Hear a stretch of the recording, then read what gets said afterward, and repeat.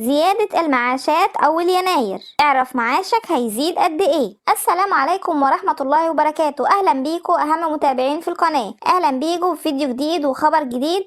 واللي شايف إنه بيستفاد معانا في القناة فضلا وليس أمرا ينزل ويشترك ويفعل الجرس عشان يجيله إشعار بكل فيديوهاتنا الجديدة وكل أخبارنا الجديدة، ويعمل لايك للفيديو عشان تدعمني وعشان يوصل للكل. ويلا بينا نشوف الخبر اللي معانا النهاردة. الدولة متخذة الأيام الماضية قرارات هامة لتحسين أوضاع أصحاب المعاشات، وذلك بسبب أوضاع أصحاب المعاشات حاليا لأن رواتبهم بسيطة مع زيادة الأسعار من دواء وغذاء وخدمات لا تكفي احتياجاتهم. فهنا بدأت تسعى الهيئة القومية للتأمين الاجتماعي للنظر في أوضاع أصحاب المعاشات، وعلى سبيل المثال تم زيادة المعاشات مرتين في عام 2022، وكانت الزيادة الأولى في شهر إبريل وهي بديلة عن زيادة شهر 7، وكانت زيادة استثنائية بقرار من الرئيس عبد الفتاح السيسي لمواجهة ارتفاع الأسعار. ثم الزيادة الثانية في شهر نوفمبر تم صدور قرار بصرف 300 جنيه لأصحاب المعاشات والرواتب للموظفين والعاملين بالدولة، وكل ذلك من أجل مواجهة ارتفاع الأسعار. فلجأت الهيئة القومية للتأمين الاجتماعي